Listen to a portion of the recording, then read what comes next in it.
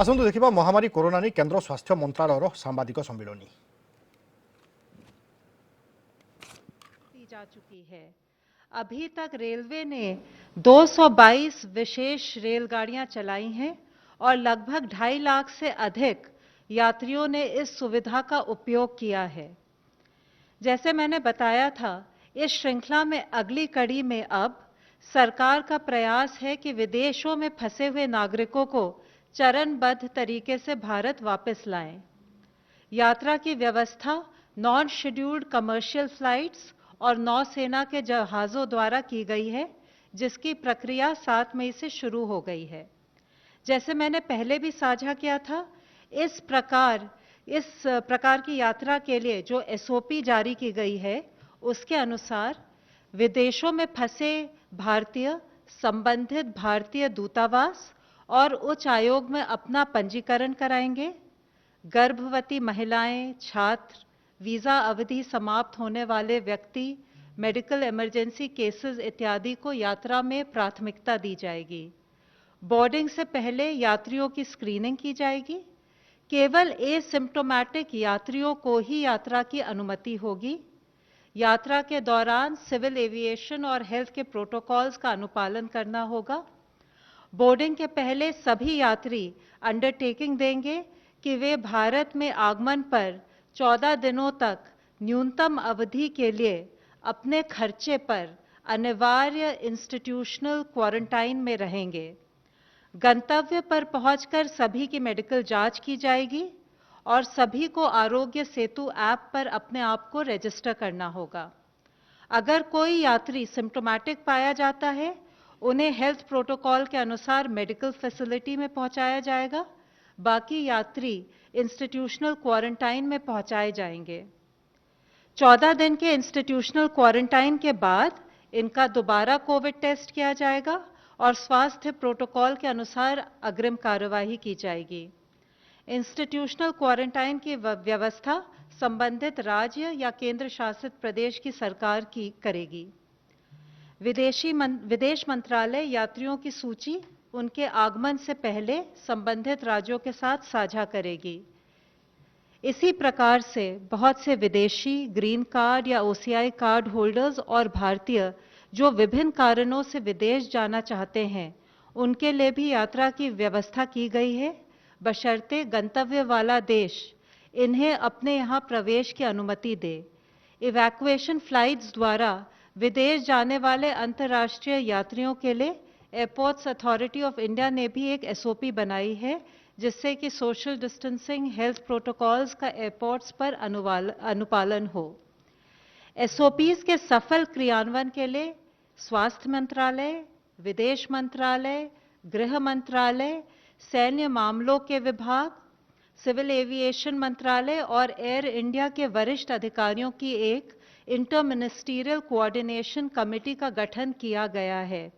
यह कमेटी मिलकर एसओपी को लागू करने के लिए और व्यवस्थित तरीके से यात्रा को सफल बनाने के लिए सभी आवश्यक कार्रवाई सुनिश्चित करेगी। कमेटी संबंधित राज्य सरकारों के साथ विदेश से आने और जाने वाले व्यक्तियों की यात्रा की व्यवस्था के लिए समन्वय करेगी। इस क्रम में नौसेना का जहाज आईएनएस जलश्वा मालदीव्स पहुंच गया है और वहां से लगभग 700 यात्रियों के साथ, जिनमें बच्चे और महिलाएं शामिल हैं, आज रवाना होगा। यह अनुमान है कि 10 मई की रात तक यह कोची पहुंचेगा। कल अबू धाबी से कोची और दुबई से कोझिकोड के लिए फ्लाइट्स लगभग 354 यात्रियों को लेकर पहुंच चुकी हैं। आज सिंगापुर से दिल्ली की फ्लाइट भी 250 से अधिक यात्रियों के साथ पहुंच गई है। 5 और फ्लाइट्स आज पहुंचेंगी।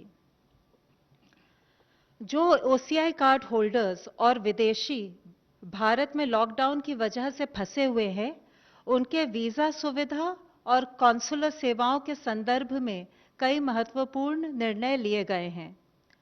चूंकि लॉकडाउन में अंतर्राष्ट्रीय हवाई यात्रा की अनुमति नहीं है, इस अवधि के लिए ओसीआई कार्ड धारक की multiple entry life long visa सुविधा को स्थगित किया गया है, परंतु ओसीआई कार्ड धारक जो पहले से ही भारत में हैं उनका ओसीआई कार्ड किसी भी अवधि तक भारत में रहने के लिए वैध होगा।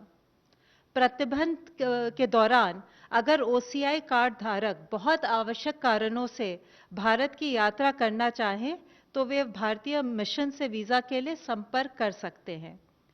जिन विदेशी नागरिकों का वीजा एक्सपायर हो रहा है, उनके ऑनलाइन आवेदन पर उनके वीजा को ग्रेटिस आधार पर यानी बिना शुल्क लिए एक्सटेंड किया जाएगा। ये सुविधा रेगुलर या ई वीजा दोनों के लिए उपलब्ध है। इस एक्सटेंशन पर ओवरस्टे की पेनल्टी नहीं लगेगी। भारत द्वारा अंतर्राष्ट्रीय हवाई यात्रा पर प्रतिबंध हटाने के 30 दिनों की अवधि तक यह वैलिड होगा। मैं फिर से सबसे अनुरोध करूंगी कि यात्रा के दौरान सार्वजनिक स्थानों पर, कार्यस्थलों पर हम राष्ट्रीय निर्देश, सोशल डिस्टेंसिंग और हेल्थ प्रोटोकॉल्स का पूर्ण रूप से अनुपालन करें, जिससे कि कोविड-19 संक्रमण से हम अपना और औरों का बचाव कर सकें। धन्यवाद। धन्यवाद। स्वास्थ्य मंत्रालय के प्रतिनिधि प्लीज। देश में अब तक 16,540 पीपल कोविड-19 से क्योर हो चुके हैं और total 37,916 cases active medical supervision में हैं। पिछले 24 घंटे में अगर हम देखें तो पाते हैं कि कंफर्म केसेस की संख्या में 3,390 केसेस का इंक्रीज नोट किया है, पर साथ ही 1,273 पेशेंट्स क्योर भी हुए हैं। इस तरीके से हम देखते हैं कि क्योर पेशेंट की संख्या में लगातार वृद्धि हो रही है, जो कि एक पॉजिटिव न्यूज़ है। हमारी रिकवरी परसेंटेज देखें तो वह अभी 29.36% हो चुकी है, यानी कि अब तक हॉस्पिटलाइज हुए पेशेंट में से लगभग हर 3 में से 1 पेशेंट रिकवर क्योर हो चुका है और यह रिकवरी रेट, जैसे कि हम बताते रहे हैं, लगातार बढ़ रहा है। कल तक का डेटा देखें तो हम पाते हैं कि जो हमारे पेशेंट एक्टिव मेडिकल सुपरविजन में हैं, उनमें से 3.2% ऑक्सीजन सपोर्ट पर हैं, 4.7% आईसीयू सपोर्ट से रिलेटेड सर्विसेज पा रहे हैं और साथ में 1.1% पर्सन जो हैं वह वेंटिलेटर सपोर्ट पर हैं। हमारे कंट्री में अगर हम देखें तो पाते हैं कि 216 जिले ऐसे हैं जहां पर कोई केस रिपोर्ट नहीं हुआ है। 42 ऐसे जिले हैं जिनमें पिछले 28 दिन से कोई केस नहीं आया है। 29 ऐसे जिले हैं जहां पर पिछले 21 दिन से कोई केस रिपोर्ट नहीं हुआ है।